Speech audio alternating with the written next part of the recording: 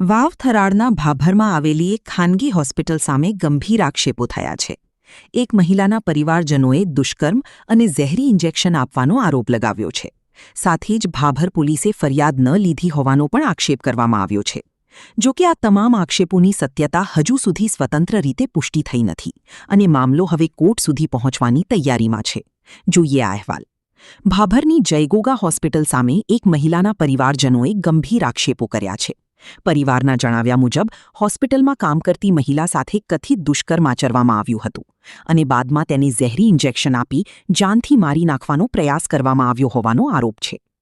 પરિવારનો વધુમાં આક્ષેપ છે કે સમગ્ર ઘટનાની ફરિયાદ નોંધાવવા તેઓ ભાભર પોલીસ સ્ટેશન પહોંચ્યા હતા, પરંતુ તેમની ફરિયાદ સ્વીકારવામાં આવી નહોતી, જેના કારણે પોલીસની કામગીરીને લઈને પણ સવાલો ઊભા થયા છે. મહિલાની તબિયત બગડતા તેની થરાદની ખાનગી હોસ્પિટલમાં સારવાર માટે ખસેડવામાં આવી હોવાનું પરિવારજનોએ જણાવ્યું છે. હવે પરિવાર કાનૂની માર્ગ અપનાવી થરાદ કોર્ટમાં ખાનગી ફરિયાદ દાખલ કરવાની તૈયારી કરી રહ્યો છે. આ સમગ્ર મામલે હોસ્પિટલના જવાબદાર ડોક્ટર તેમજ ભાભર પોલીસનો સંપર્ક કરવાનો પ્રયાસ કર્યો હતો, પરંતુ સમાચાર લખાય ત્યાં સુધી કોઈ સત્તાવાર પ્રતિક્રિયા મળી શકી નથી.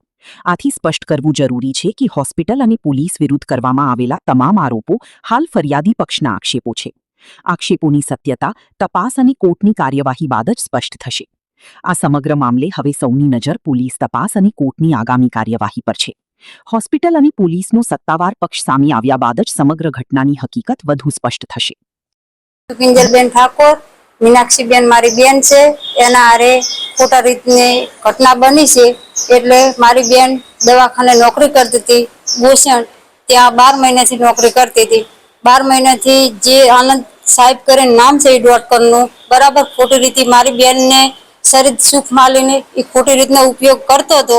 પછી મારી બેન એ રજા લેવા ગઈ કે મને રજા આપો, મારે દવાખાને ડોક્ટરનું ઓપરેશન કરાવવાનું છે. એણે રજા ના આપી કે મને એની એ મારી બેનને પછી એટલે એ કે હળો કે આપણે જઈને આવા કે રિજેક્ટ કરીને પછી પહેલાં એને કે દવા લઈ લે કે તને દુખાવો થાય છે એટલે કે દવા લઈ લે. એટલે પછી એની એ દવા ગળવરાઈ. પછી આ લોકો કીધું કે હેડો આપણે આગળ જઈને વિઝિટ કરીને આવા છો. તે જે આનંદ સાહેબનો જે પટાવાળો પાર્ટનર જે ભાઈ છે ડોક્ટર પટાવાળો, એમને લઈ નથુભાઈ કરીને નામ છે એ અને એક મુકેશભાઈ કરીને એવા 2 જણા ભેગા લઈ અને આગળ હીરે લઈ જા ગાડીમાં, અને ગાડીમાં લઈ જઈને ખોટી રીતના હરિદે બટકાને એવું કર્યું અને દવા પાઈ. અને પછી અણીએ મારા ભાઈને અને મેસેજ કરી દીધો, એટલે મારા ભાઈ તાત્કાલિક આવી અને મારી બેનને બચાવી અને તાત્કાલિક દવાખાને દાખલ કર્યા. એ ભાઈ બધા ફરાર થઈ ગયા અને હાલ મારી બેન દવાખાને દાખલ છે થરાદ. મારે એટલી માગણી છે કે મારી બેનને ન્યાય જોવે, બીજું મારે કાંઈ જોતું નથી.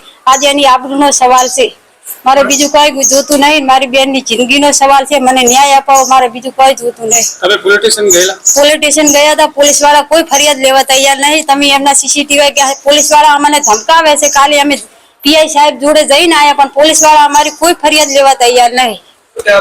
પોલીસ વાળા એમ કહે છે કે તારી બેન આવી છે ને તેવી છે, ઉપર દાતા અમને એવી વખત કહે છે. ભાભર પોલીસ સ્ટેશન એ કોઈ જવાબ જ નહીં હાલતા. કાલે અમે જઈને આવ્યા છે, બરોબર.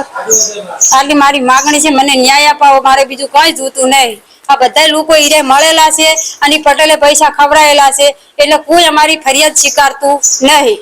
મારી આટલી માગ છે, મને ન્યાય અપાવો, મારી બેનને ન્યાય અપાવો, મારે બીજું કઈ જોતું નહીં. હું એડવોકેટ નરેશભાઈ થરાદ.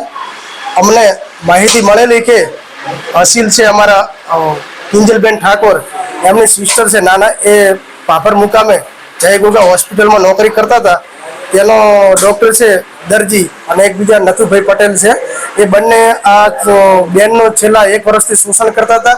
ડૉક્ટર એની જોડે શારીરિક સંબંધ બાંધતો હતો એની મરજી વિરુદ્ધ, જેનો વિરોધ કરેલો. એ વિરુદ્ધના અનુસંધાને 2 દિવસ પહેલા એની જોડે જબરદસ્તીથી બળાત્કાર કરવાની કોશિશ કરેલી, ઝેરી ઇન્જેક્શન આપેલું અને બેને બૂમાબૂમ કરતા એને ઝેરી દવાનું ઇન્જેક્શન આપતા એ 2 ફોન થયેલી અને ત્યારબાદ બૂમાબૂમ કરતા એને થરાદ કરુણા હોસ્પિટલમાં દાખલ કરેલી. અત્યારે બેન જીવન મરણના ઝોલા ખાઈ રહી છે. એમના સંબંધી કિંજલબેન ઠાકોર છે એ ભાભર મુકામે પોલીસ સ્ટેશને ફરિયાદ આપવા ગયેલા, તો ત્યાંની પોલીસે હડધૂત કરેલા અને કાઢી મૂકેલા.